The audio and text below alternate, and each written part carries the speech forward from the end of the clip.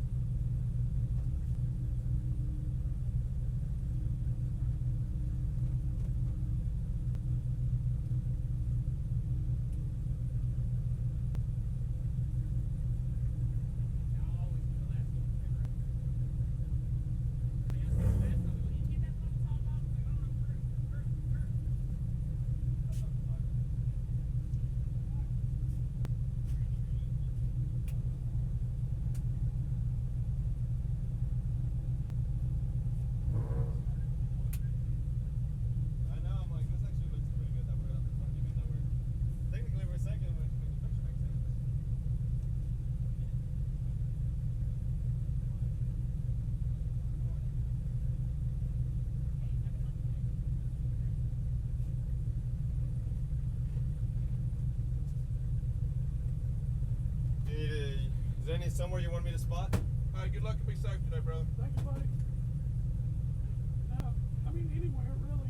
Okay. Maybe like in here the first lap, Okay. just in case it's hectic. But I don't think anybody's going to be too crazy, so. No, the WRL has gotten a lot better about the talent level. Yeah. The only thing I really care about is knowing where the race is, you know? I see.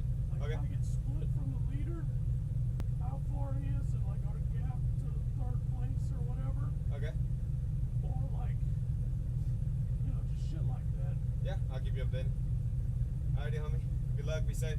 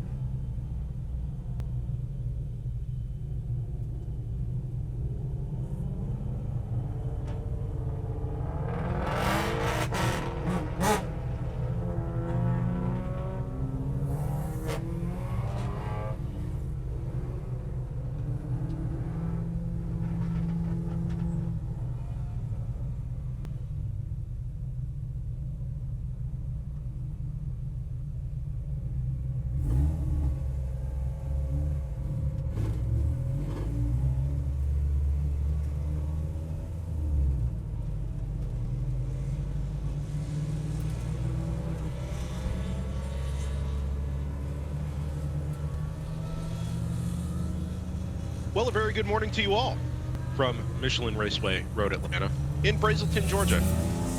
Just about an hour north of the Metroplex of Atlanta. This is the World Racing League, powered by Haggerty on Driver's Eye Live. Happy to have everybody's company this morning. As always, my name is Brendan Kazmarek, joined this morning by JT Tammy. Good morning, JT. Good morning.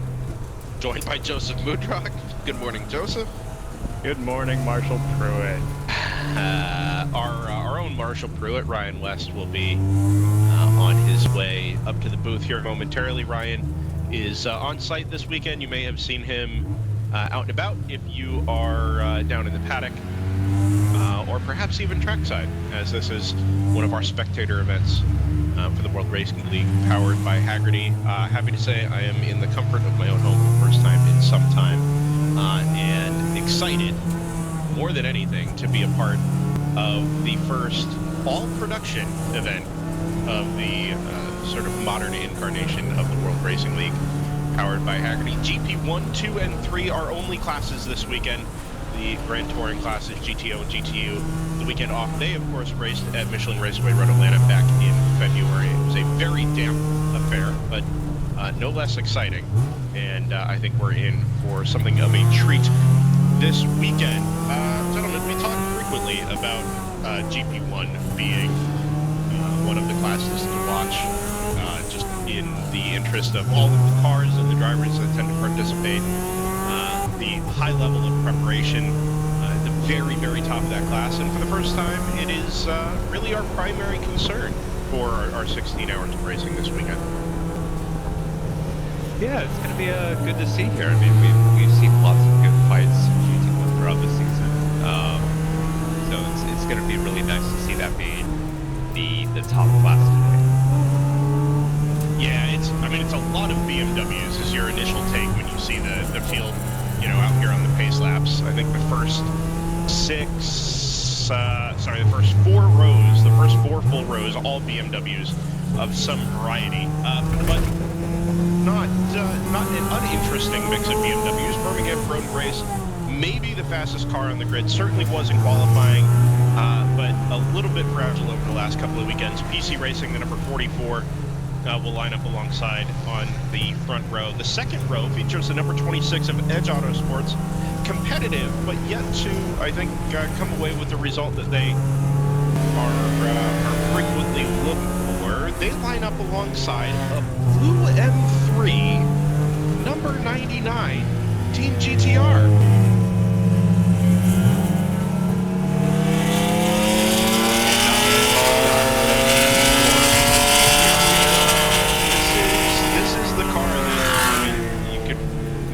Dominated the World Racing League in GTO back in the day, before our GTO classes went the way of largely being a GT4 spec class.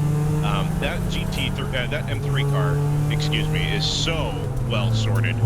It's still a quick car in its own right, a little bit of detail got it into GP1 spec, and ready to go for this general production only race. I'm so excited to see that car back on the grid. So excited to see what it's capable of up against the might of what we consider the modern GP1 field here in the World Racing League. Open Throttle Racing, the number 64, back there in 5th alongside the second Birmingham Road and Race BMW, now solidly a Birmingham car that, of course, was a Ginger Racing Team BMW back in the day. The number 63 from Kingpin Racing lines up 7th alongside the number 511 from Bruce Innovations, which I've been told reliably by our Ryan West is an ex-choice racing car. We'll have Ryan confirm that in a little bit. Round 3 Racing, number 701, that Porsche Cayman lines up 9th alongside the 14 from Palomar Racing in 10th. Coming up to complete the second of our 2 pace laps before we get a green flag right at 8 o'clock this morning for 9 hours of racing. Harrison Motorsports, the number 164 on the GP2 class pole, alongside the number 321 from Lonestar Rallycross, who I believe are newcomers in the World Racing League. Up on the front row on debut, the number 197 from Overnight Motorsports. RRT Racing is number 721 in 4th. And Victory Lane Motorsports rounding out the top 5 in GP2. Back in GP3, Open Throttle Racing, the BMW alongside the 75 of AOA Racing. 85 from AOA, 3 fast guys. Denny back in the WRL as well, lines up 4th in their Toyota Sports, rounding out the top 5 in GP2. Back in GP3, Open Throttle Racing, the BMW alongside the 75 of AOA Racing. 85 from AOA, 3 fast guys. Denny back in the WRL as well, lines up 4th in their Toyota GT86 FRS, etc. The field up in GP1, 2x2 down the hill out of turn number 11 through turn 12. We await the green flag at the starter stand, which waves, and we are green for the first round of racing for Michelin Raceway Road in Atlanta.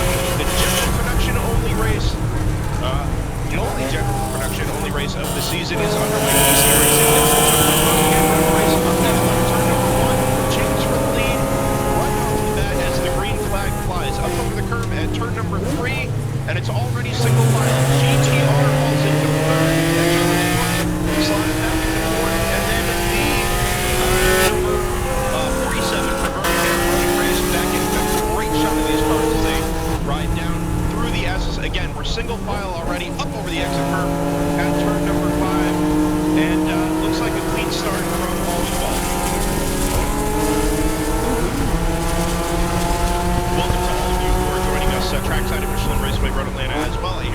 on the PA.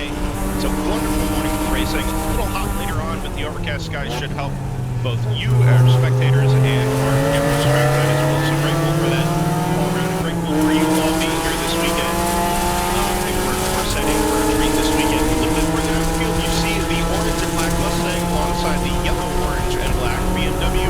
That's Mike Moore racing the MMR Ford Mustang alongside the number 147 from Moorhead Speedworks. Watch out for them over the course of the day.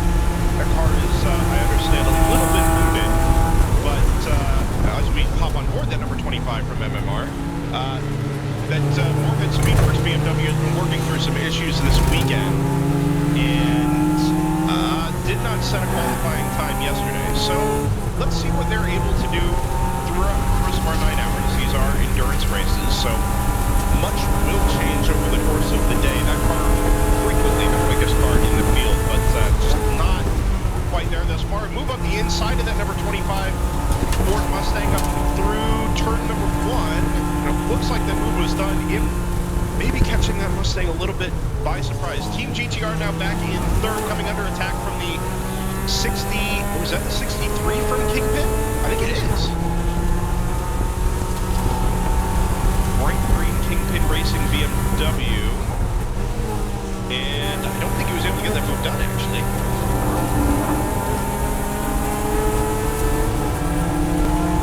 Battle carries on down the hill through they go at turn number 6. Pick it back up in turn number 7 here in just a moment's time as the leaders make their escape at the front of the field. PC Racing Birmingham Road Race almost 5 seconds up on that number 63 from Kingpin, ahead of now of GTR in 4th. So that move is done. Those two BMWs swapping places. Edge Autosports back in 6th behind the Open Throttle number 64. I can't tell you how disappointed I am that Kingpin and Open Throttle are running virtually identical looking cars, at least from our trackside cameras. I gotta say, I keep having to look like, wait a minute, are they also in a E92 green car? So from what I understand, that Kingpin car is a detuned Open Throttle, their GTO car. It's the V8. That's carrying that number plate. Yes, for sure. The Kingpin name is throwing me off. However, I'm going to assume there's a maybe probably that is I think that is an Open Throttle prep car with the drivers from Kingpin, who we do usually see in races here at Michelin Raceway Road Atlanta, albeit in the GTO category. Yeah, it's a slightly boxier looking Janetta. Yes. And a much louder and throatier sounding Janetta as well. I did want to mention real quick, Brendan, did you notice what the pace car was? That's our Ryan West joining us for the first time. So was that a super light or a poorly drawn Mosner? Yeah. So it was a super light. It's Bob Denice. I had to go back and forth with who was telling me how to pronounce his name, so if I butchered your name, I apologize. That's a Superlight SLC with 700 horsepower. And so that came to us courtesy of the Driving Club of Road Atlanta this morning. They were able to get that car in as the pace car. So that was quite a nice little treat, kind of a throwback for us. Yeah, just slap a restrictor on that bad boy, get it GTO. That's what I was saying. Perfect. Is it heavy enough, you think? I mean, you've got 200 pounds to play with, make it happen. That's true. That is true. 100%. I'll stick a bit of restrictor on it, put it in GT gear. There. Even better. It is a super light, which is the name of the game up in GTU. Of course, big slide out of one of the Porsche Caymans through turn 10A. Thank you for that, because I was not going to get that. It's a nice looking car. Absolutely. Silver and red. Yep. Orange. Really, really nice looking car. Oh, it's orange. Okay.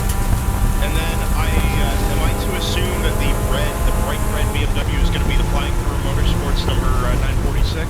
I believe so. Okay. If it has a black, yes. Okay. Yep. Then we're all set. I've managed to identify everybody. You mentioned, Ryan, this is a throwback for us here on Driver's Eye Live, having that super light up at the end of the field.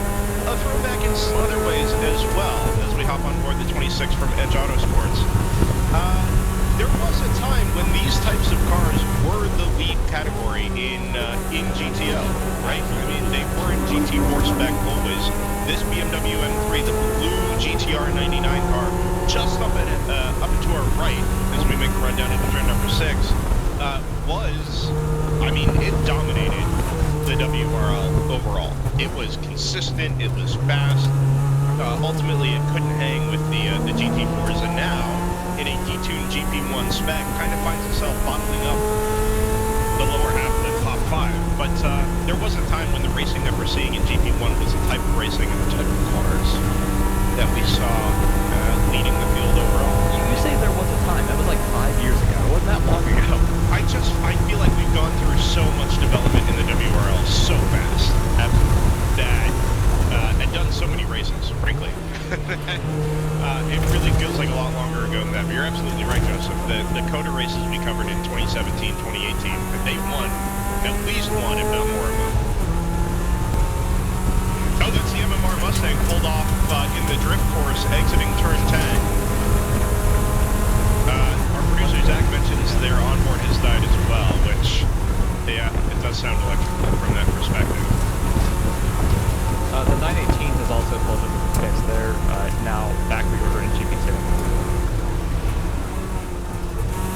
Well, there's a waving yellow here at turn 6, and we had a camera at turn 7 that hasn't survived most of the early running here. There is what appears to be an open throttle BMW stranded there on the entrance to 7.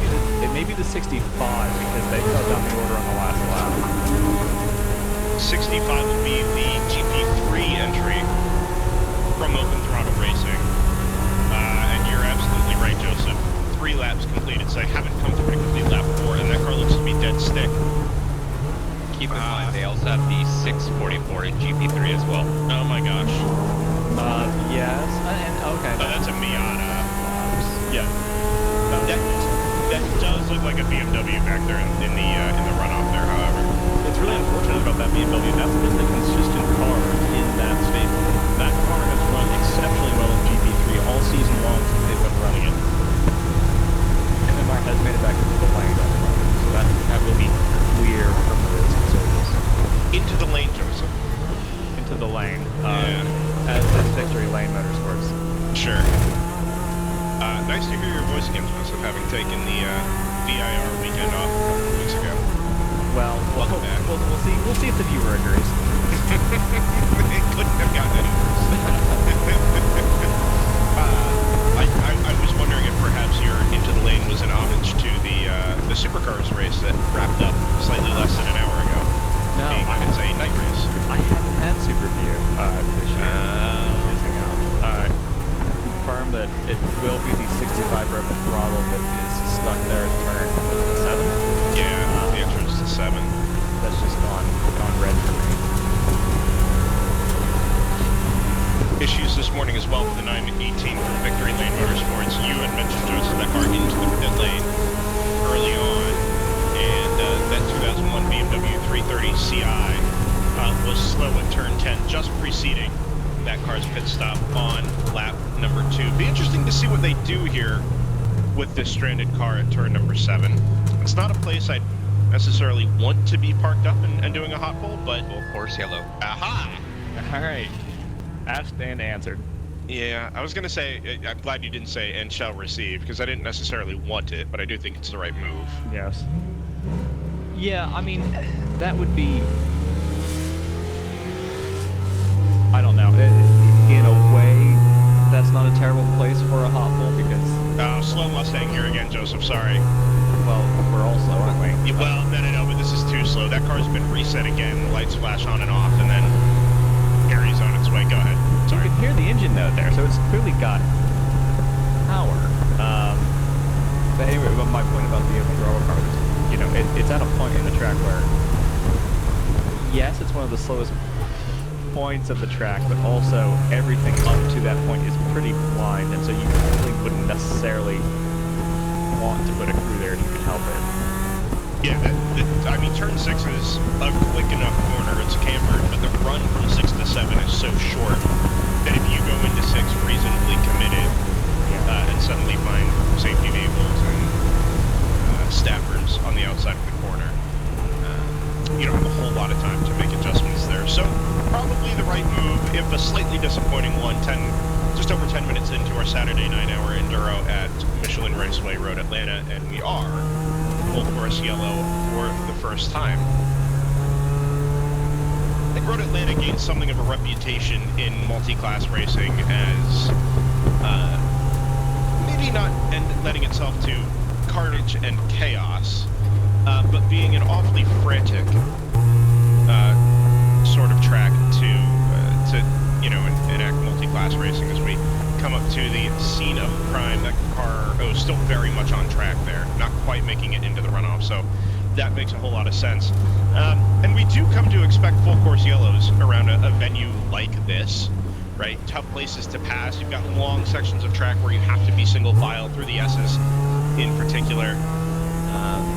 It's a tough old place to run big fields of multi-class racing, but we managed to be reasonably clean, all things considered, and I think having only the general production classes here this weekend can only help in that regard. Unfortunately, we've ended up with this early yellow anyway, nothing to do with on-track issues other than an early mechanical here for the number 65. A lot of the carnage that you tend to see at, IMSA weekends is really down through the S's, where you've got cars that generate quite a bit of downforce and cars that generate quite a bit less downforce, and taking that section in particular at very, very different speeds for quite a long section of track. Here, there's not really a ton of downforce. I mean, people will put there's allowances for splitters up and down the field and rear wings as well, but not producing anywhere near the sort of downforce that you would see in top flight professional racing. Now, even with a Grand Touring class, right, you wouldn't see that level of pace differential across the board. And of course, the World Racing League, powered by Haggerty, is a non-contact series. But this is, 9 hours of racing on one of the country's most difficult, or certainly notorious tracks when it comes to multi-class racing. And things do happen, have happened. But like I said, we've been clean so far. I actually don't even know that we were into the back of the GP3 field. Maybe one or two cars have gone a lap down on track, but other than that, the GP1's field still largely intact. We really hadn't gotten to the point where we were starting to lap the very slowest cars in the field quite yet. No, the only car that I've got listed as a lap down, other than the 25,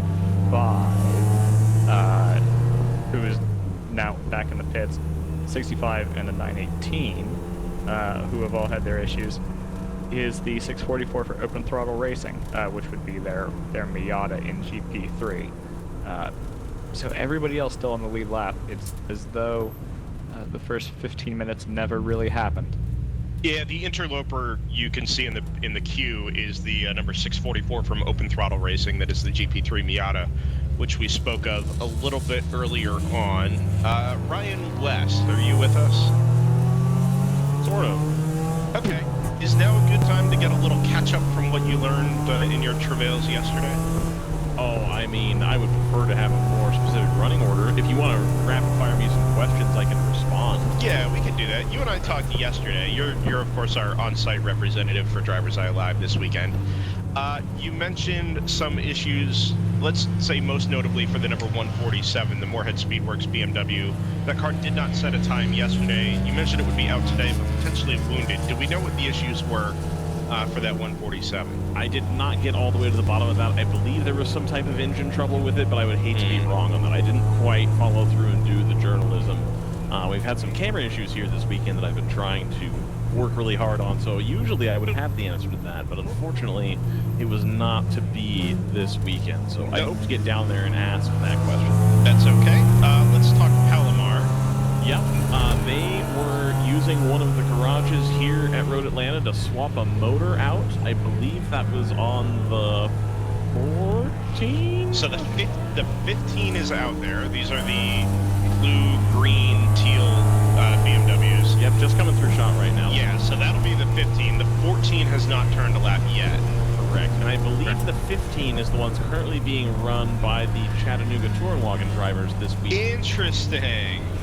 So I noticed the Chattanooga Tourenwagen Meisterschaft team was finally back on the entry list after they lost a car back at Sebring at the end of last year. Had finally built up their new one, and my guess was going to be they were hoping to be a part of the action finally after about 9 months off. But it sounds like they reverted to just picking up some seats in that Palomar. That Palomar, you said the 15 they're in, correct? Yep. Yeah, very good. Sources are telling me that the 147 needed a throttle cable. Okay. And that source is? Unclear. It's Moorhead. It's Moorhead. It's not. It's definitely. I mean, it's not Moorhead. It's definitely not Moorhead.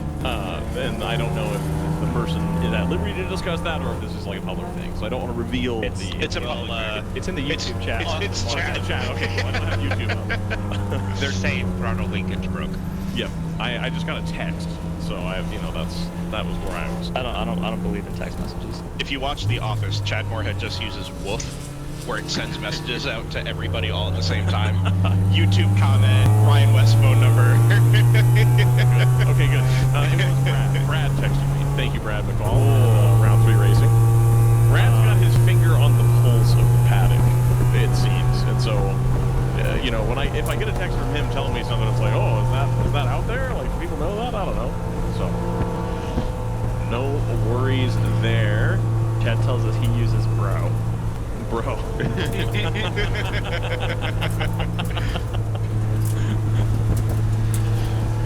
If you'd like to play along, if you're sitting trackside and you'd like to play along, you're more than welcome to join us in our YouTube chat. Pull it up on your phone, the World Racing League YouTube channel. We'll be live there all day, of course, live on World Racing League Facebook as well. Give us a like there. I think you're right. They've just come up on the safety crossover. Headed out of turn number 10. It's going to run the Dakar after this. Speaking of running the Dakar here, as we come to green here on coming through turn 12, rally ready to last early. Have you seen the Rallycross car that's currently running this weekend, gentlemen? Lonestar Rallycross? It's Lonestar Rallycross, the 321. If we can pick that up. Oh, sorry, really defensive on the way to turn 1 here. This GTR 99 Edge Autosports is in there, as is the open throttle. Oh boy, I'm going to get the numbers wrong again. It's the open throttle number 64. Round 3 is in there. Moorhead is picking up spots on the restart for here. Now packing the back of it 701. And back to single file, as it should be through the SS Ryan. Carry on. Okay, so the 321 is a Miata. It should be coming through a little bit later in the shot here. Yeah, it's over to Rallycross Prep Miata. So white bumper, it's just leaving the shot now, so we'll see it. That one right there. Yeah. So that car has got a little bit of a good stance to it, and then the bodywork has been taken out as if it was indeed a Rallycross car. And so it's like totally sanded down the side, all metal, no paint, except that front bumper. And the car is just a heck of a machine when you walk by it. I don't think the doors open. Like, it looks like they're just welded, and then they've got a little bit of a cutout for the door sill, so you can still get in and out. It's an amazing car. JT, I'm going to go take pictures of it. I've got a little bit. It's a heck of a good one. Very, very happy to see them here. They're very successful in another series as well. It looks pretty wide. Nope, too wide into. It looks like sometimes an active back out there on the outside. Oh, 701. Yep. 4 on through the apex of 10A. As 15. oh, I don't know if he's going to get that back. Saved it. Good save. That was the Rallycross. He's auditioning for the Lonestar seat just behind him. Yeah. That white bumper Miata. That funnel down to that final turn too. I thought we were going to have contact between the round 3 car that was gathering itself up and the car that was rounding it. Yeah, at the moment, I think. A lot of really defensive lines being taken down into turn 1 there. I don't know if that's by design or actually trying to defend, or if that's just people following each other through, tightening up the entry. It was stressed during the driver's meeting yesterday that drivers cannot be impatient through the first part of the lap. You know, Jim, one of the stewards here, he talked about you're probably not going to get a move done in turn 1 when you have cars that are this similar. you're going to be headed all the way up turn 2, 3, 4, 5, through the S's, the whole 9. And if you start to get impatient and you come out wide, you're not going to make the corner. Additionally, if your eyes aren't up, so a lot of times people go through the S's, leave their eyes at the bottom of the hill and don't look towards turn 5. And so he stressed that rather than trying to force a move there, you need to keep your eyes up and keep looking at turn 5 as you go through the S's. And you need to be working with each other. So let's not make any stupid moves. Let's be really patient here. You're going to have time in turn 6. You're going to have time. Turn 7's a little rough. You can make a move into 10 if you would like. And so really stress that on the first part of the lap, if you're going to make a pass there, it has to be very clearly shown and done. You can't be trying to, pull up alongside somebody in that part of the track. So nice to see people are respecting the wishes of the stewards here as far as driving is concerned. Come back to that with another point here in a second. We've got a change for the overall race lead. Birmingham Road raced through on the number 44 from PC Racing, just sneaking out maybe 3 or 4 car lengths in the early part of lap number 12. Go ahead, Joseph. Good showing from a team that had a very rough weekend at VIR a few weeks ago. Secondly, there's the point about not really being able to be aggressive early on in the lap once Moorhead takes over fourth in GP2. You can kind of see in the shot down in the S, everything just happens a little more slowly because these are not downforce cars. They're basically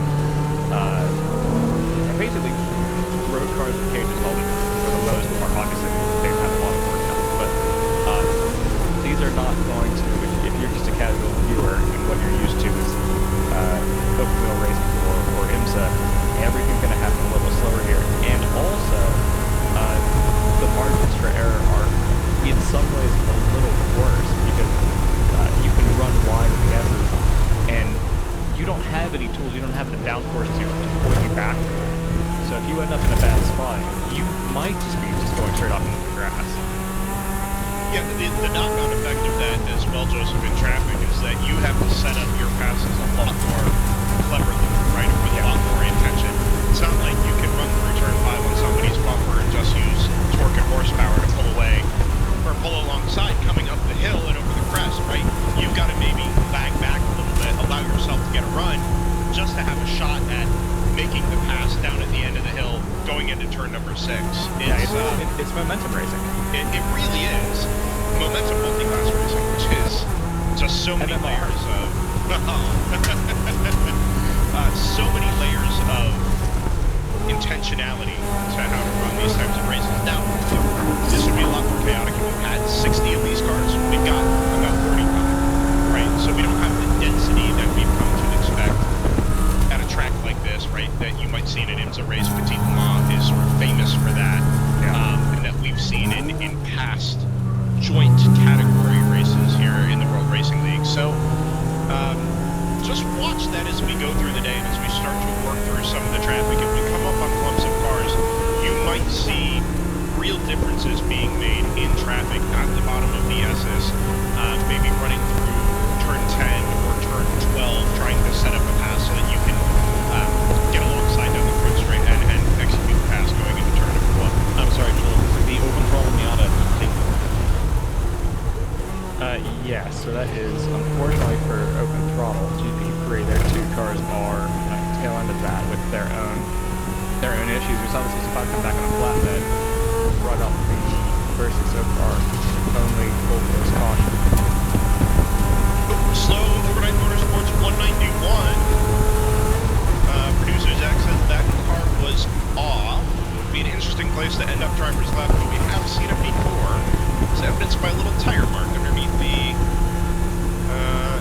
white advertising banner back to the right side of your shot.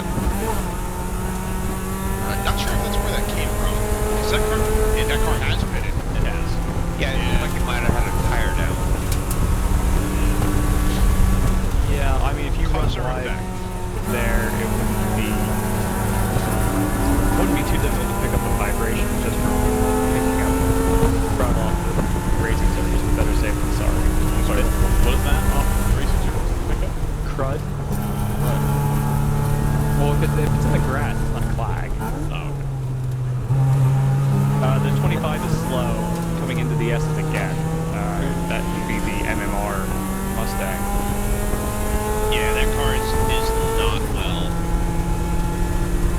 Zach had mentioned, and hello to Zach Johnson, our producer this morning. I think I failed to mention kind of the introductions.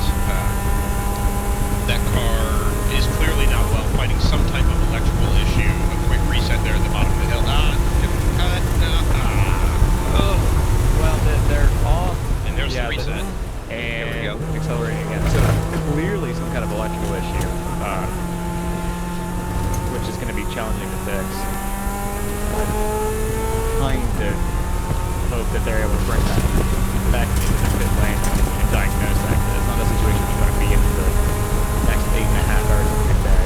Such a shame too, because that car kind of stands out in GP1. It is pacing. When it can run consistently, it'll contend for podiums very easily. But they're setting themselves right up on the back foot here. Obviously not intentionally, but like you mentioned, Joseph, these things can be very, very hard to diagnose and fix, so they may just be in for a very long day here. GP2 leader in that class, RRT Racing, has just put in their fastest lap of the race at a 1:49.6. That's improvement by about a quarter of a second. So track conditions continuing to improve as cars clean up the racing surface. A little bit of a dive there from, I think that's the Palomar car into the S's. Right, so we mentioned passing, actively passing, and being the one to set up the pass. Yeah. You can get moves done on the way into 4 with some cooperation, right? And that certainly seemed to be the case there, that open throttle Miata, you just hang the driver's left and breathe out of the throttle between turns 3 and 4, allow a couple of cars to scoot up the inside of the apex, and now none of you have really lost any time, right? Each of you might lose 2 or 3 tenths, but it's better than, everybody losing, let's say, 2 seconds. A little bit of cooperation there can go a long way. Now, that being said, the responsibility is always on the faster driver, or the faster car, to safely plan and execute the pass. But there is an art, you hear it said in IMSA all the time in GT cars, there is an art form to being passed. Right? So many of the Porsche factory drivers over the years kind of made their living in understanding exactly what that meant. We've got a pass back to the lead overall. You see it there in that shot. The 44's gone back around the 98 for Birmingham Road Race. So that continues to be, as we've got a car wide there. That's edge. Yeah. 28.6, yeah. Oh, that car is not well. Look at the steering angle they've got on that car going straight down the hill. I think that car's been in the wall somewhere. It's at least had a collision with something. I wonder if it's made a move on the 99T that hasn't gone on as well. You see that they're in that shot right up against the wall. And I don't think that car's gonna be mobile. This could be our second caution. No, I highly doubt it. And that's in a dangerous spot too.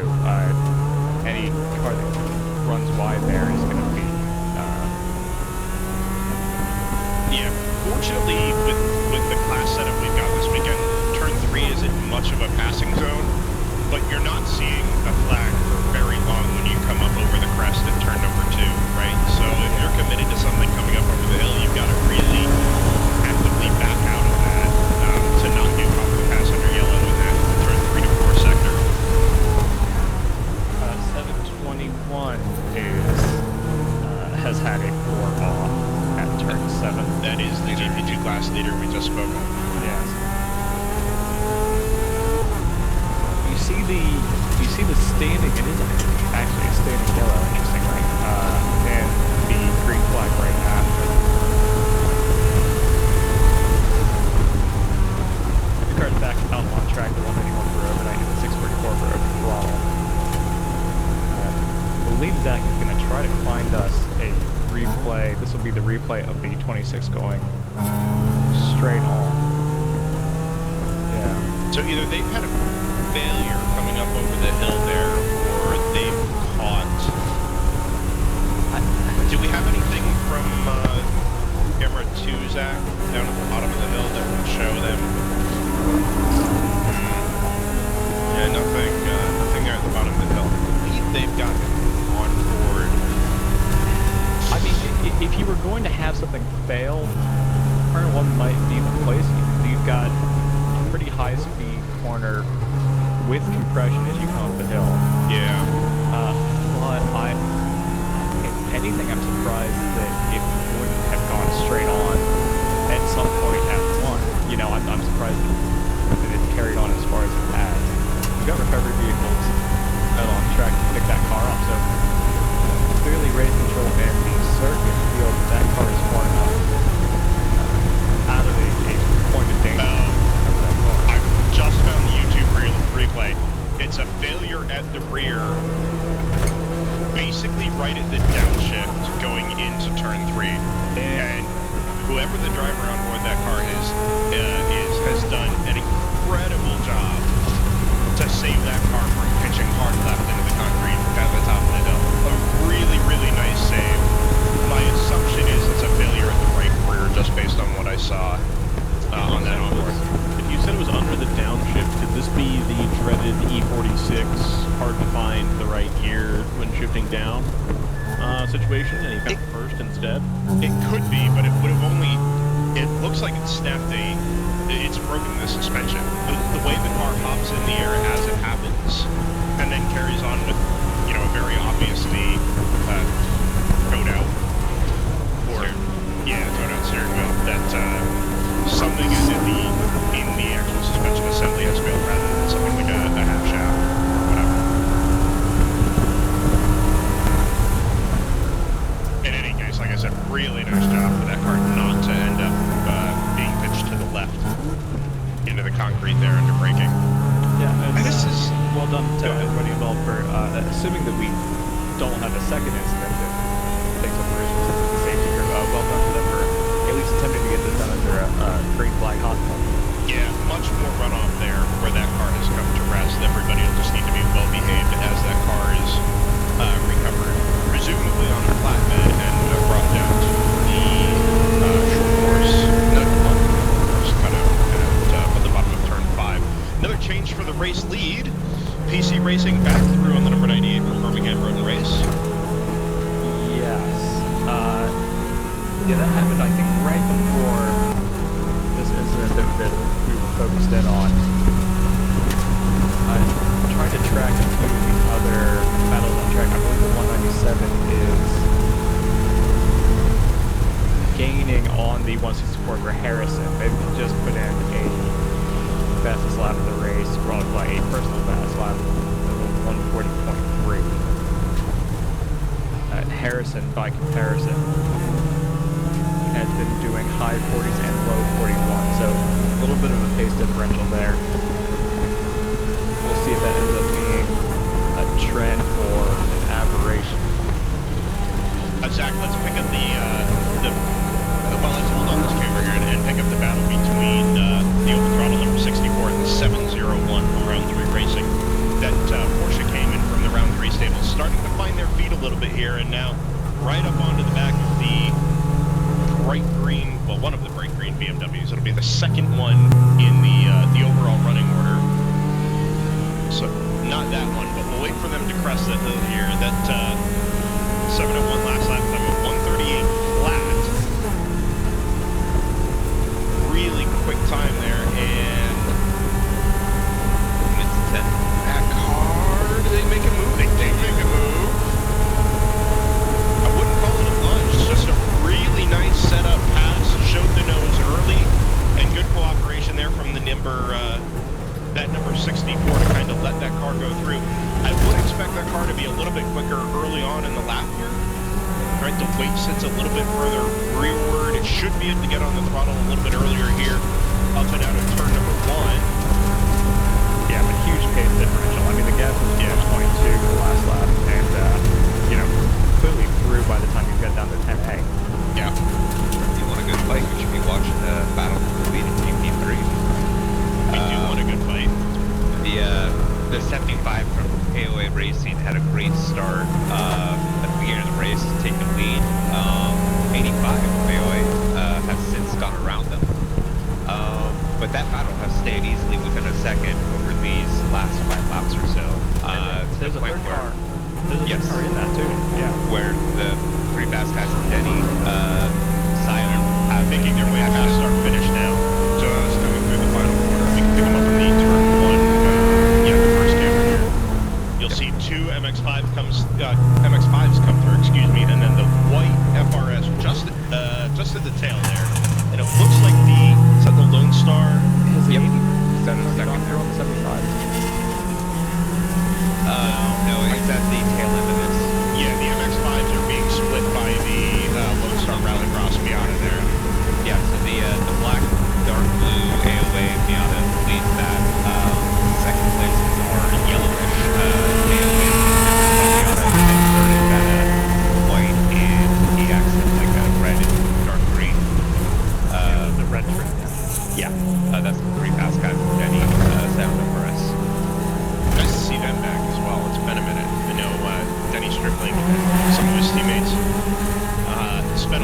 the first part of the season running some of the other events that we've covered on Drivers Eye Live this year, the Super Tour, the SCCA Super Tour, to some success. And I say that only to say that that is a car full of incredibly quick and incredibly consistent drivers, typically running in spec race with Ford, and that FRS, always competitive. I think he's got to move on here around the outside of turn number 9 into the braking zone at turn 10. That'll be past the Lonestar.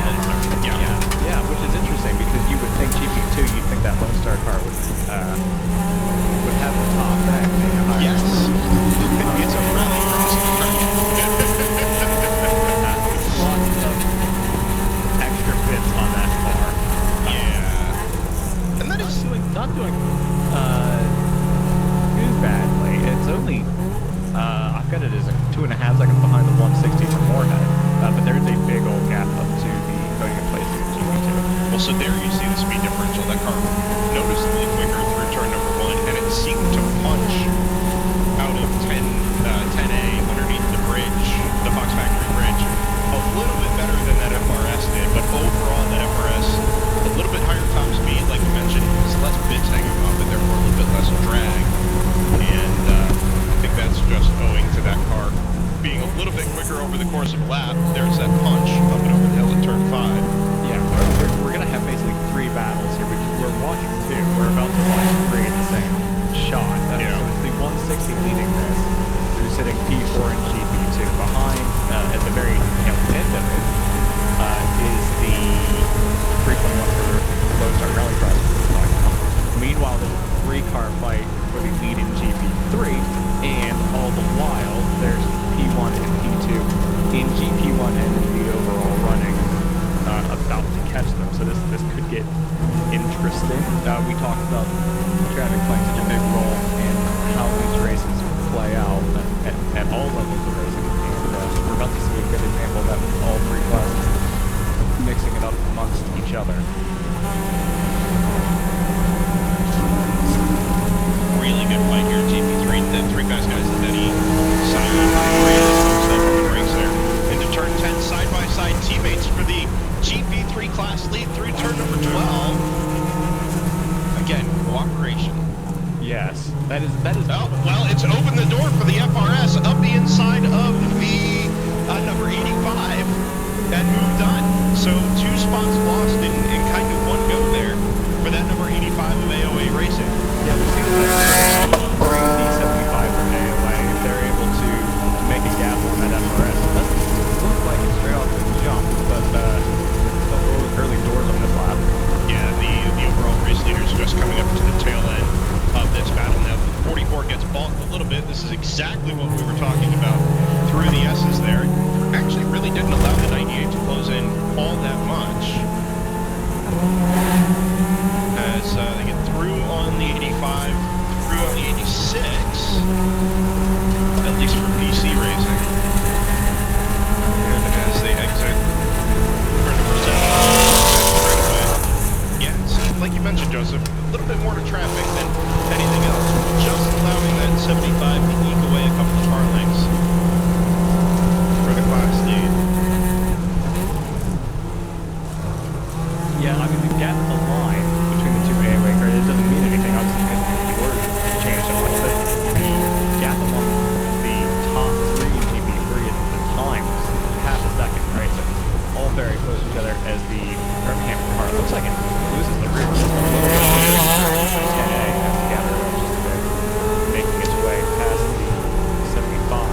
85's gone back through on 3 fast guys and Denny, so another change. This is, what, 3 changes within a lap? Or 4 position changes within a lap between these cars?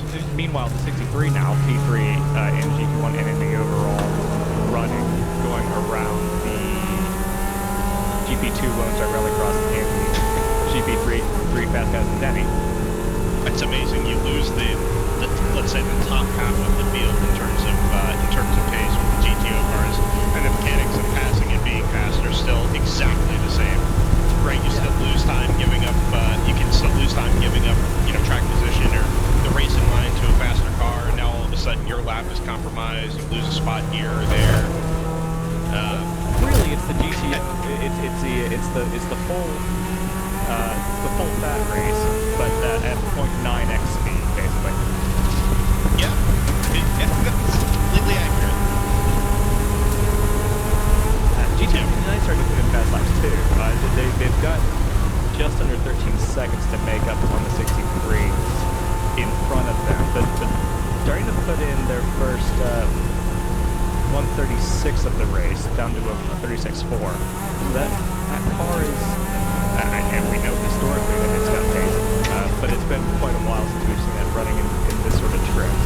I have wondered, and maybe, for that matter, maybe something Ryan can dive into a little bit later on this weekend, but I wonder if getting back behind the wheel of that car was like, you know, putting on an old glove where everything just makes sense again and it all just kind of works, or if there's some atrophy there from the quote-unquote driving skill of an older car like that, right? You get your GT4 prep car. You expect a certain apex speed, it just can't do it. Well, it's not just that, it's the paddle shift, it's the ABS, the traction control, although I assume the car has traction control at the very least. But I just wonder if there's some, like, it takes some time and consistent running to be like, yeah, this is how this works, this is where the downshift points are, this is how it makes sense, this is, you know, all those little things that become second nature when you run a car on a weekly basis. And I wonder if that's maybe led to their increase in pace a little bit, where they put in 20 laps, got themselves reacquainted with the car and what the car drives like in a GP1 spec, right? Because we're not running to 9 to 1 anymore. Now that car's lap times, its real potential are shining through again. Yeah, I don't know if we've got enough spare time for many of them to get them up. We never do. But it would be good to know what all they've had to do to this car to get it down to GP1 spec. Because it was, you know, as you say, it was for quite a long time their GTO car until everybody in the GTO eventually made, which was basically the GT4 spec. Well, GT4 might be like. I love that we've seen this from some of our GTO runners. We saw it back in Gola with Choice Racing. The old number, I say the old number 5, but it was sort of the middle spec of BMW Choice, right? They had the very old, you know, I think it was an M3 that they were running. They built up a brand new M3 to go GTO racing. The car was a beast, built like an absolute tank. And then they bought the M4 to go racing at NOLA back in 2022. This is not a move, certainly one for position given the issues for 25, but it's coming up against 15 very legit. And that Choice car was so quick and nimble, right? Basically a GTO car that has all the modifiers applied and then is now being run in a proper GP1 trim. It's nice to see that GTR has, you know, has an interest or had an interest in doing something very similar, which is to take their old, you know, race-ready car that was full race, you know, GTO and race prep spec, and to detune it and put it up against the, can't believe I'm about to say it, the purpose-built GP1 cars, right? The cars built with GP1 in mind from the outside. Yeah, I mean, you've already got the kit, right? So, you know, unless you sold your car off to somebody who's running it, which we have seen, you know, if you still got it in your garage, you know, bring it out. Well, really, I mean, a lot of these are sort of smaller teams, so you wouldn't really expect them to rent out the cars to drivers, because now you've got twice as much maintenance and still the same number of guys. But yeah, a weekend like this is perfect for some of these teams that still have an older car sitting around, still ready to be raced, but not necessarily the resources to do it, because this is very much amateur racing.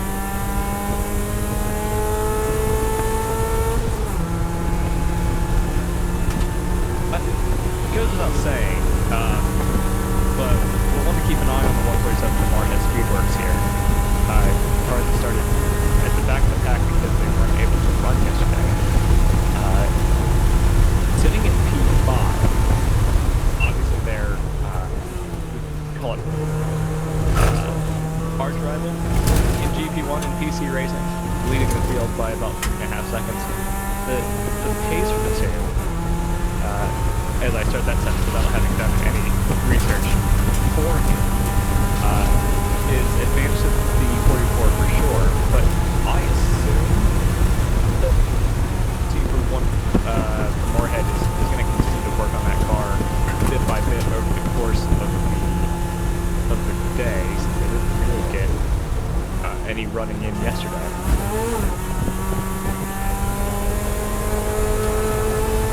Yeah. 5 is back out on track, by the way. The car that we saw come back on a flatbed.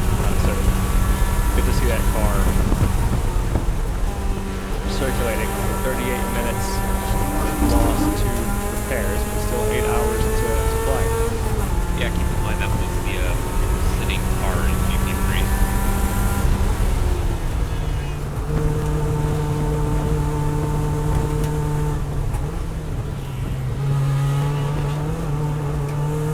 I just want to make a point regarding the. We talked about these GTO cars moving down to a general production spec and exactly what that means.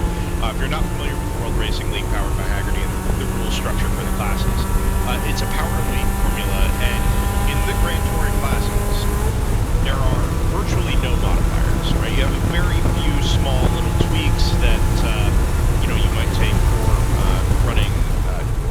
running Windows or Lexan Windows. Turbocharged engines take a little bit of a modifier.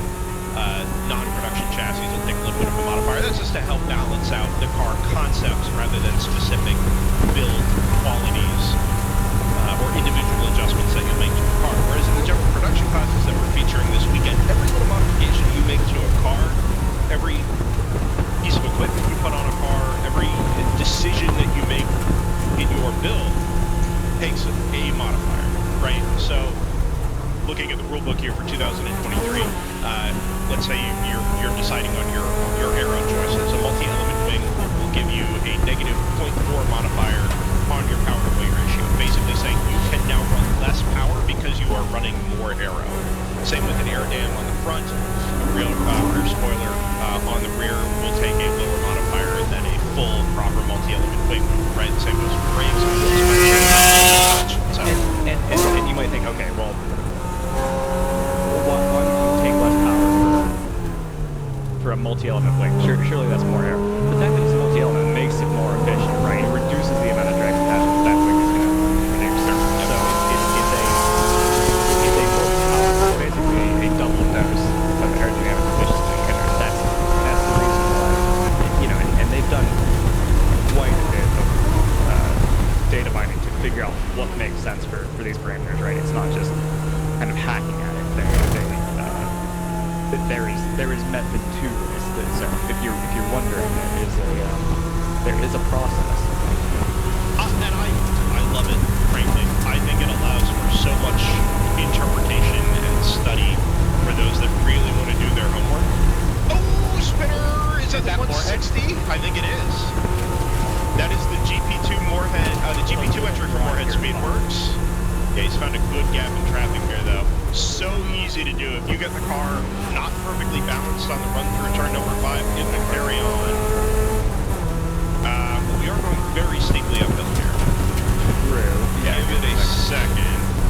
Might also still be stuck on a high gear. Camera's frozen there at the bottom of turn 6. I agree with that.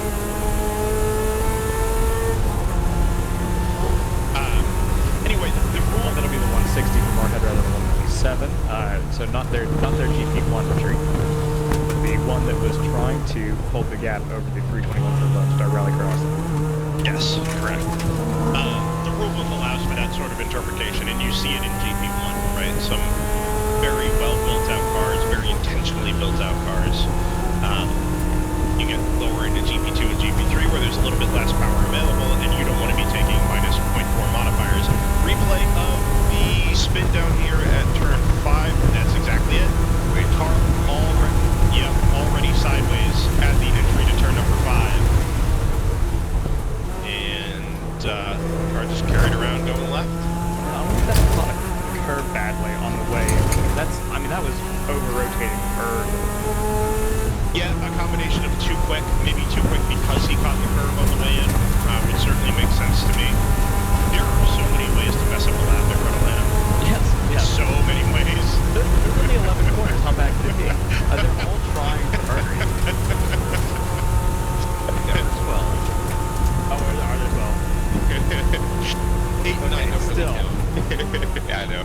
Although, I will say, if you're on a motorcycle, those are absolutely corners. Yes. Yeah, Cars, maybe not so much. it's always wild to watch these sort of nothing straightaways, and you've got bikes at 35 degrees of lane angle just trying to step on the racetrack. We talked about it last time out at VIR. It has that long right-hand curve through the front straightaway. And in a car, you never really think anything of it. You're just grabbing gears, you keep accelerating, you know, up towards 150 before you get on the brakes at 1. But you're, you know, in a right-hand turn basically the entire time. And in a car, in the drive, no big deal. And then we got our massive thunderstorm on Sunday afternoon. And all of a sudden, that gentle right-hand bend became a genuine concern for cars accelerating down the front straightaway. Yes. Interesting how that happens. Reduced grip. Uh-oh. No, uh-oh. Nice to have this camera back, by the way. And by back, I mean here. It's a start-finish car. It's all Zach ever wanted. Wait till we get an ISO shot of the start-finish multi or of the flag. Party cat.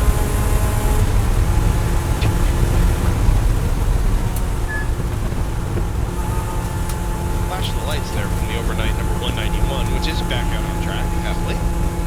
Car was off track and or backwards at rolling in road race slow at a turn number 10. Zach says that car was just off.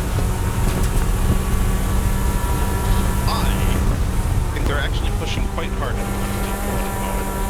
I think so too. I mean, that gap even before that incident had grown out to 4 seconds. So you don't see that happening. You don't watch the leader of your class walk away without. I was just trying to get by traffic. Yeah, too much speed on the way in, trying hard not to lock the inside front, having braked that late. And it's not able to get the car stopped in time. Pretty harmless as off tracks go. That will be a 1X. It looks like Sure. of course.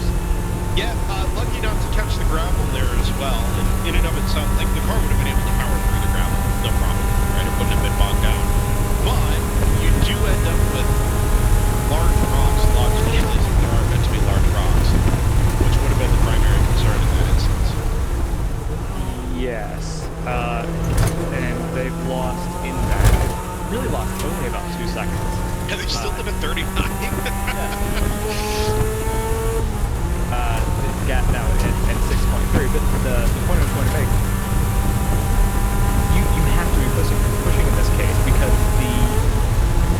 you're watching the leader sort of slowly walk away from you. And I know you're only in the first hour, but you don't want to lose contact with them. You kind of want to keep that rabbit in front of you. So they are going to be making an effort to keep that car in sight. And so they will be pushing, and they'll be making moves like that. Thankfully, it didn't end in contact, though. It could have done. Could a car take the motorcycle course at 4?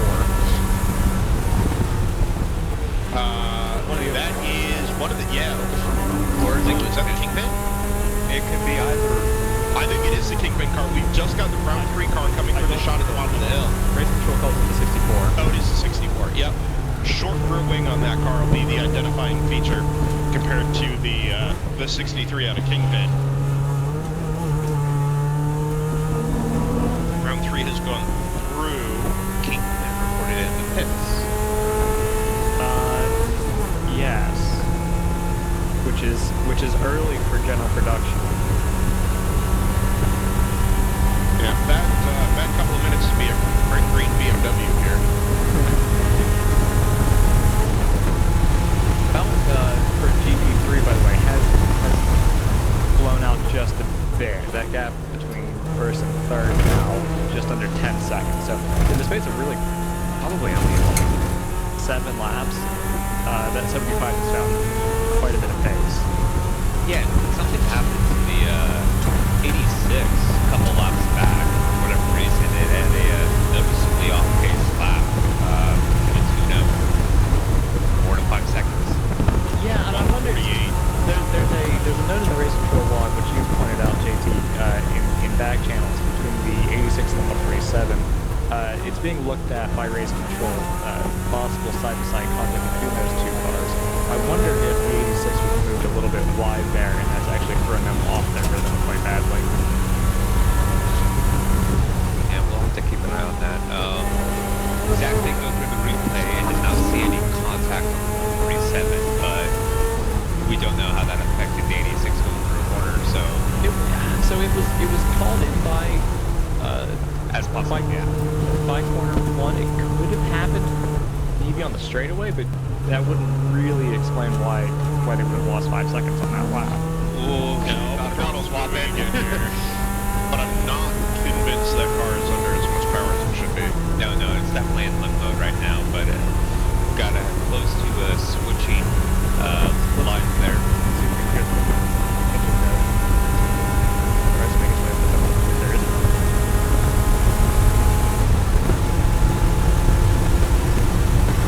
That barely sounds like it's idling.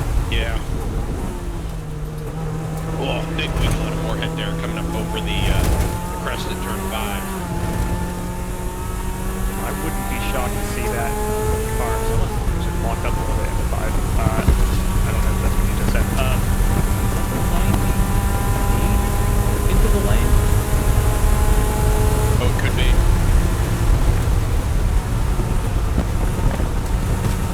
These would be a touch early. Oh, look at that. It's unbelievable. Yeah, who is that? I think they would be cardinal in front of us. I don't see anything that says maybe Is that the 47? Yeah, 47, yep. That's your car. makes a lot of sense. Also in GP1 was in... Well, the Kingpin car has fallen down the overhead. They just left their pit stall. You can see it in the upper right-hand corner. That's the green BMW moving away from us. I am surprised to see at an hour in. I would have thought that they would. The majority, I'm assuming, will make it to an hour 15 as the 64 continues to idle and play around. I mean, it's picking up speed, but at first I thought it was running on the starter. It was running so slow. I am genuinely shocked that car got over the hill at turn 5. Oh, we have traffic. I don't Yeah, know. you gotta pull out to the left here. I mean, maybe they don't recognize the speed differential, but I absolutely hate seeing cars tailing struggling vehicles like that. Yeah. Yeah, we should have white flags out for your corner stations, just identifying that slow car on track. We do, you can just see it in the back of the shot there. Turn 9 up at the top of the hill. The last literal hurdle for this car to clear will be the uphill out of turn 10 and into the lane entry. Picks up speed downhill. The car is clearly under some form of motor power, right? It's clearly not coasting, or it wouldn't have made it anywhere near this far. But these hills are steep. Yeah. I think we're golden here.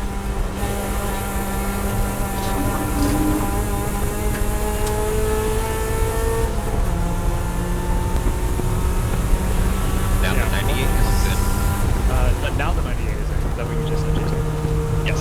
Okay.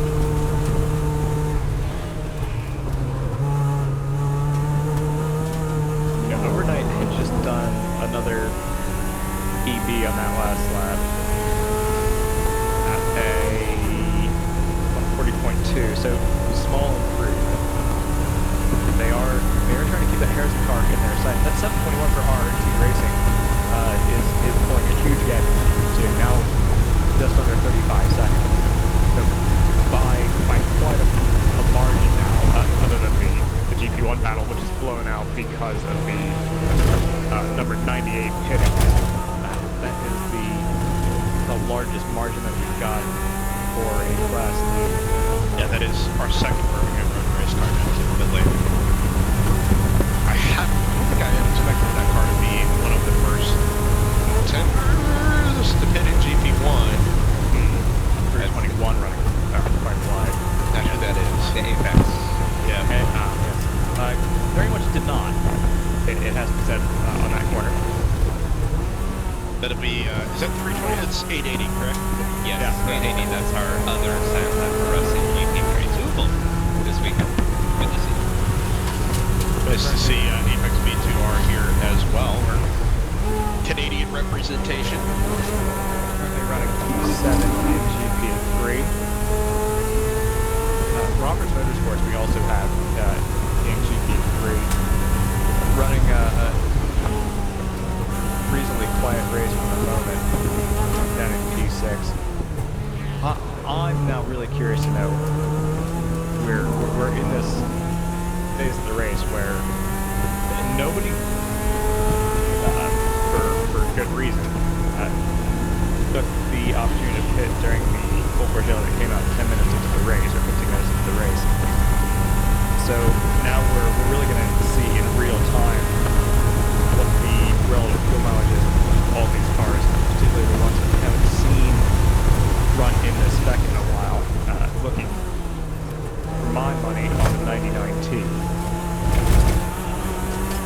Yeah, you know, it's interesting, Joseph. We see so often GT4 cars are frequently the first ones to pit up in GTO, and then you find that these sort of home-built or garage-built cars tend to be a little bit more frugal, whether that's, you know, by virtue of running an H-pattern shifter or just generally being,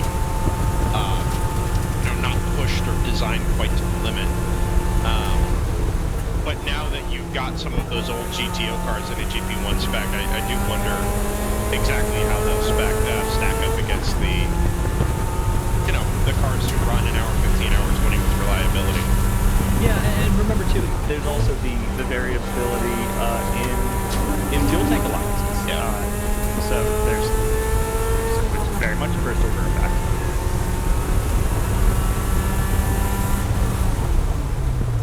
But that's sort of what I'm tracking at the moment, is how long are these cars going to go? Obviously, the fact that the 98 has just come in, you would think that would put them pretty squarely on a, albeit tight, 8-stop strategy at this point. They're going to need, I think, a little bit of yellow to make it home on 8 stops. But possibly less than that, depending on how far into the race the 44th, 99T, and of course Moorhead can go. That car has gotten quicker, that 147. Now it's down into the 37s reasonably consistently. Still not quite at the pace of the 44, but 191 into this.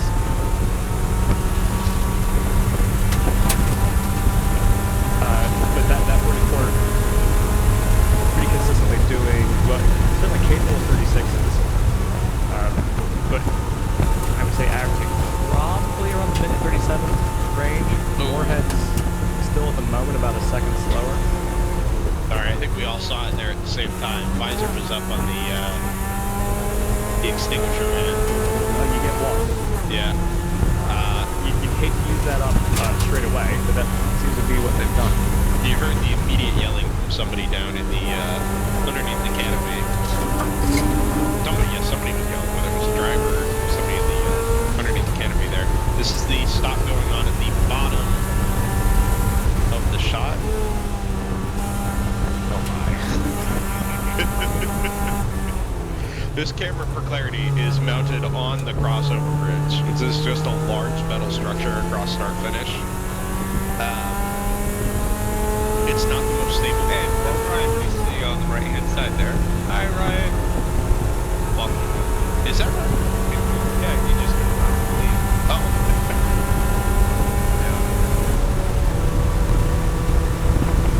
Hello to all the pit marshals this weekend, by the way. Thank you for being here. Thank you for being a part of things. Much appreciated. A little bit of a lighter field, so hopefully it's not quite so hard for normally normally covering 60-plus cars with a handful of you out in the heat is a challenge. Zach is struggling. That is your GP3. That is the GP3 class leader also struggling. That car will not make it over the hill at turn 8. That might be. So a couple things to unpack here. In GP1, very long stop for the 98, right? So watching here does not help them. If anything, it potentially traps them a lot down. So this is a huge moment in the race in GP1 because this could free up to 44 if we do go full course caution. 75 has already dropped down to in GP3 and it's sure to continue 85 takes over the head of that class, field 86, 10 seconds behind them. Number 99 is pitted out of second in GP1. So now we're really just waiting on the class leader here, the 44. The timing of this yellow versus the fuel window for the 44 could make a huge difference in how this race plays out, in particular for the number 98 Birmingham Road race.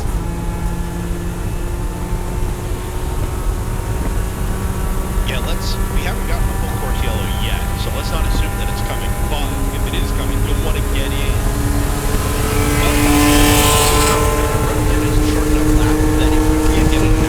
Basically a minute and a half, you do run the chance of going a lap down.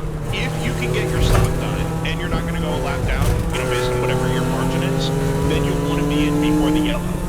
Recovered vehicles out of the 6-7 shortcut. So we are going to try to do this under a hot pole. I will say, this is going to be drivers trying to point them around the front. That's where the flatbed is going. Yeah. I will say, this is probably the best visibility you could ask for here because you'll be able to see that car all the way from the exit of 7.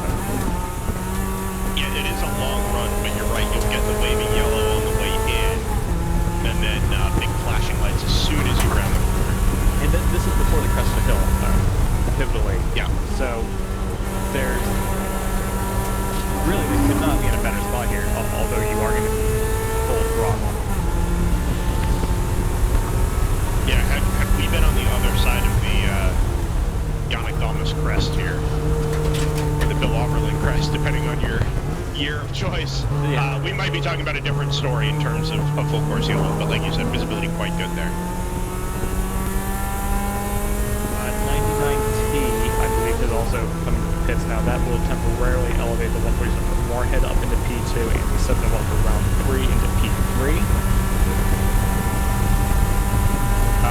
721, while we're going over all that, has also been out for lead in GP2, which has elevated Harrison in that 164, as well as the 197 for overnight. 75 has been picked up on its tow hook and is being dragged away. So,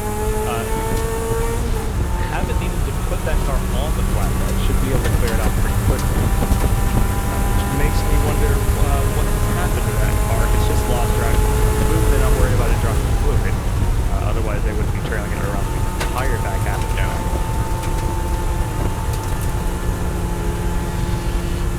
Crossing over to the left-hand side. And now our leader in GP1 into the lane also, and that will lead, say, second through fifth, basically. Moorhead, round 3, Bruce Innovations, and Ron Fur as cars that we have not yet seen take their first pit stop. Joseph, you mentioned earlier that the 98 did a long pit stop and they might get trapped a lap down. They're actually trapped 2 full laps down. That just yes. Some of that is a result of not everybody else having pitted yet, but their pit stop lap for the car that had been running second was a 5:33. I mean, you have to believe that they had some issue that they were Yes. Yeah, for a pit stop that early relative to the rest of the GP1 field, and then a pit stop that took that much longer than everybody else. That's so good. Yeah. So you'd like to think that they will sort that out, and so maybe we haven't seen it. We see the 25. Yeah, the 44 is in as well. That'll be the blue and white car just up ahead of them, about 10 stalls. Yeah, I mean,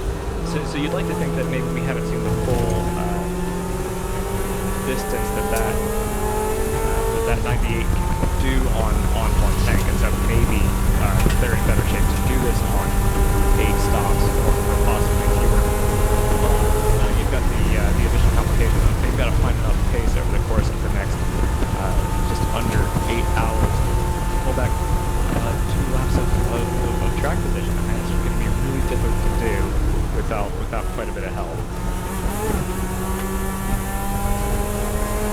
We'll see where the 44 ends up here. They have left their pit stall. 75. Running a bit of a stagger. I assume it's going to be taken behind the wall. Upside down anger emoji out of the 198 garage for overnight. Moorhead. We have a 3 wide. Going down the start finish. Birmingham's in there, round 3 is in there. I had picked those 2 cars up out on track a little bit earlier. I think this is that charge out of the number 98 trying to claw back all the time that they've lost. They've got to. They really got to. I mean, they've got to be smart, obviously. Contact will undo any good work that they put in here. But that they can put down as much as possible. There's another complicating factor here. We know that the general production classes will try and go a full race distance on a set of tires. And a lot of high and low corners, right? Turn 1, turn 3, 4, turn 12, right? So you're putting wear and load into the tires that way. It's also the hottest race we're going to run all year. Projected high of 95, 96 degrees, plus all the humidity, right? I mean, if you're going to push the car to try and make up time, you're really going to have to look at your tire situation. And that is, of course, going to cost you time as well. If you're going to have to make a pit stop and change tires. Yeah, and clearly they're looking at quite a bit of valve cover today. Yeah, that does help. But you're right. It's going to be challenging. It's going to be really taxing for the engine. That's for sure. And that temperature's ambient, correct? Not actual track temperature. Yeah, It'll that's be higher. Yeah, ambient, yep. But again, having valve cover will help that. It will still be warmer than the air above it. But yeah, the valves will be a welcome degree what we could have been struggling for that. Warhead Speedworks assumes the GP1 and overall race lead 17.5 seconds ahead of the number 701. And with an hour and 15 minutes gone in our first 9-hour ender of the weekend here at Michelin Raceway Road Atlanta, let's take some time to thank our partners and sponsors. The World Racing League, powered by Haggerty. We'll say hi to, of course, Haggerty Motorsports, Cooper Tires, and Sentinel Video Systems. And we will rejoin you on the other side here on Driver's Eye Live, trackside at Michelin Raceway Road Atlanta. We'll be back.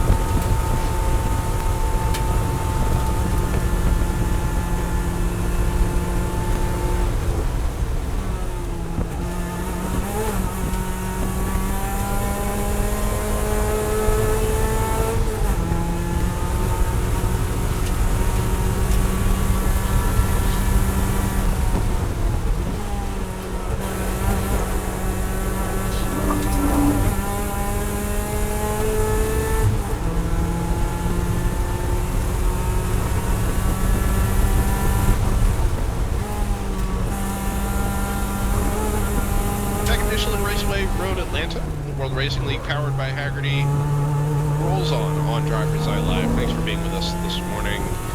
Just under an hour and 20 minutes gone, 7 hours, 42 minutes remaining.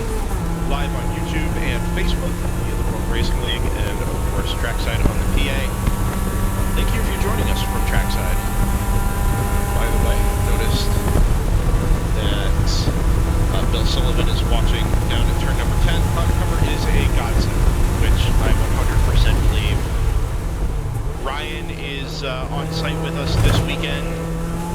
Fortunately means I don't have to be in the Georgia heat. Very much appreciative for that.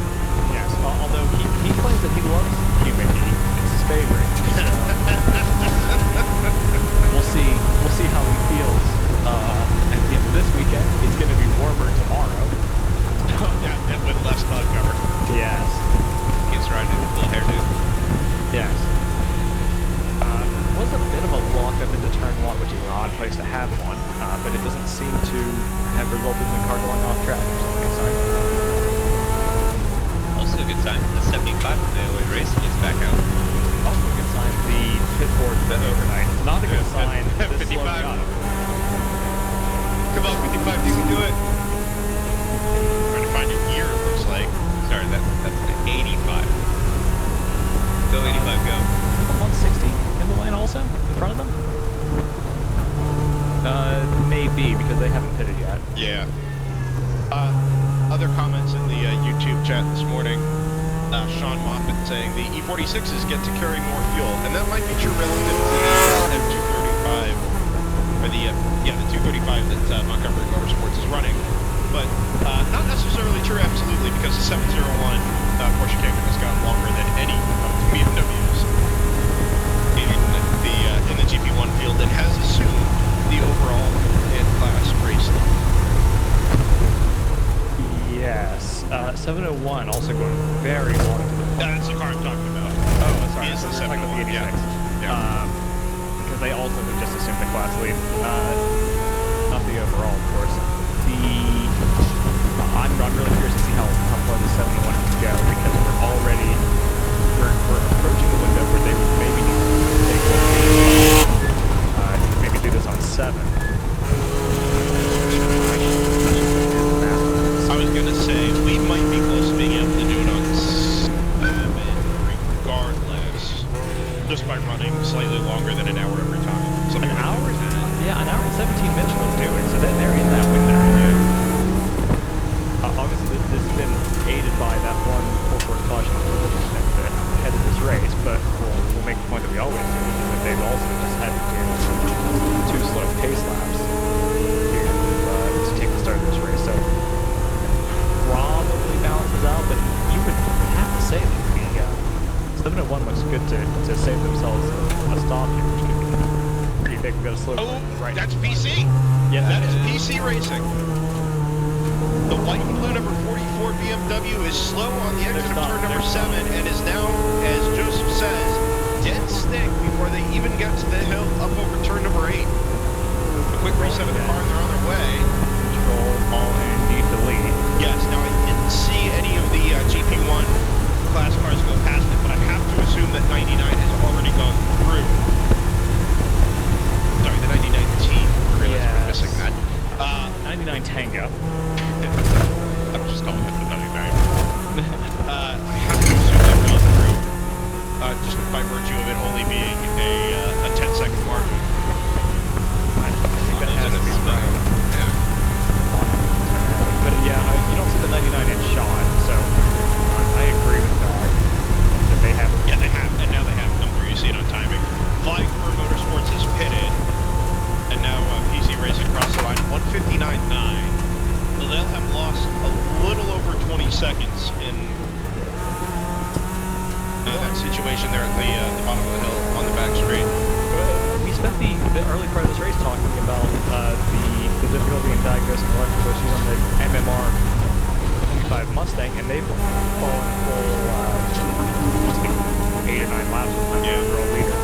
So if an electrical issue is what the 44 crew is up against, this could be be a challenging day for them. They know their car pretty well at this point, you'd have to say. So hopefully they're able to diagnose anything pretty quickly.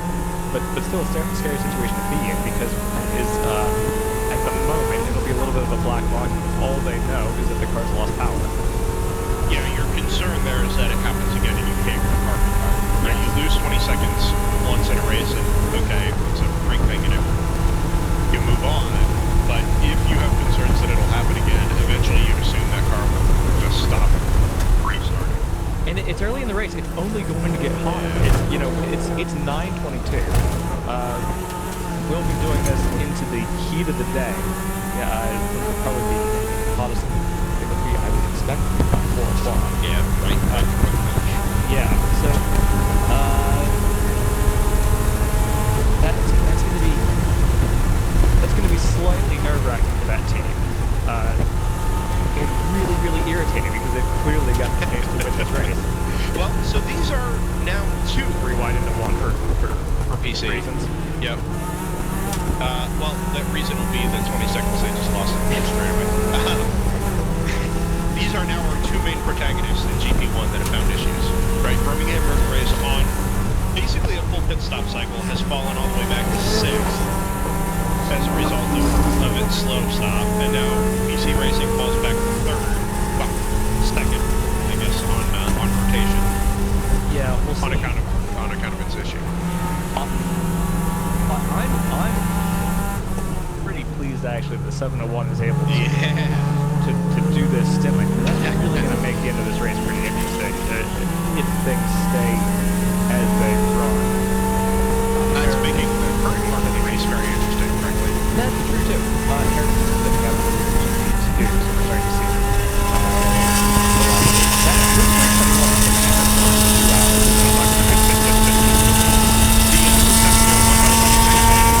so we're starting to see BMW was actually just seen so the pace advantage obviously still goes to the BMWs at the moment, or some of the BMWs at the moment, and the 701 has actually lost more time than I thought. it's not a particularly pacey car. Oh, sorry. Am I looking at? I'm not looking at the GP1 car. That'll be why. The 605. Yeah. The 605 you would hope would be slow in comparison to the 99. Yeah, no, I was very concerned there for a second. So it wasn't a full lap, it's 55 seconds is the margin. That's my mistake. Unforgivable. So the pace of the 701 is not front running pace. Yeah. But because they're going to be able to save themselves what seems like may well be a full pit stop compared to the cars around it, that's going to be really interesting. I mean, we're going to be approaching. I'm going to have to do the numbers again and make sure they can't do it on 6, frankly.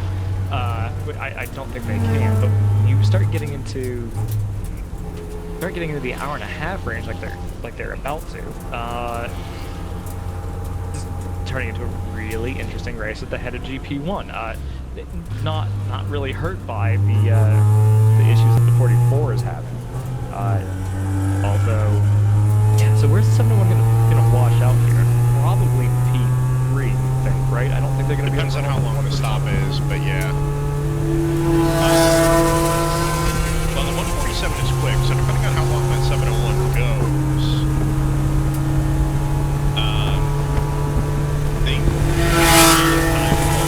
right? It's the second here, 3/4 of a second there, but that'll add up.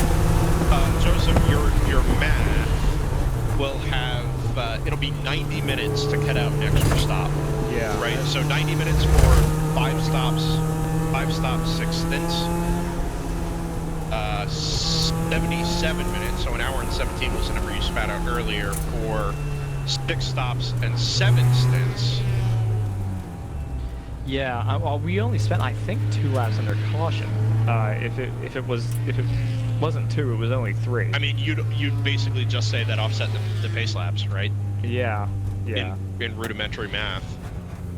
So who knows if they're timing it to, if they're trying to go to a number. I doubt that they have that level of data, but who knows? If anybody does, it's probably that squad. Yeah.